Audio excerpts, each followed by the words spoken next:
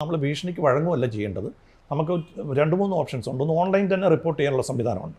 ഇപ്പോൾ cybercrime.gov.in എന്ന് പറയുന്ന ഒരു national cyber crime reporting portal തന്നെയുണ്ട്. NCRPയുടെ പോർട്ടലുണ്ട്. അതിൽ നമുക്ക് ഓൺലൈനായിട്ട് തന്നെ സൈബർ ക്രൈം റിപ്പോർട്ട് ചെയ്യാൻ പറ്റും. അതിൽ സ്ത്രീകൾക്കും കുട്ടികൾക്കും എതിരെയുള്ള കുട്ടികൾക്ക് അല്ലെങ്കിൽ പ്രത്യേകമുണ്ട്. സൈബർ ക്രൈംസിന് പ്രത്യേക പോർട്ടലുണ്ട്. പിന്നെ 1930 എന്ന് പറഞ്ഞ ഒരു നമ്പറുണ്ട്, ടോൾ ഫ്രീ നമ്പറാണ്. അതിൽ വിളിച്ച് ഫിനാൻഷ്യൽ ഫ്രോഡുകൾ, അതായത് നമ്മുടെ പൈസ ഏതെങ്കിലും തരത്തിലേക്ക് തട്ടിക്ക് പോയിട്ടുണ്ടെങ്കിൽ ഗോൾഡൻ അവേഴ്സിൽ വിതിൻ 1 hour മാക്സിമം 24 hours വിളിച്ച് നമ്മൾ റിപ്പോർട്ട് ചെയ്താൽ ഈ പൈസ തിരിച്ചു കിട്ടാനുള്ള സാധ്യത കൂടുതലാണ്.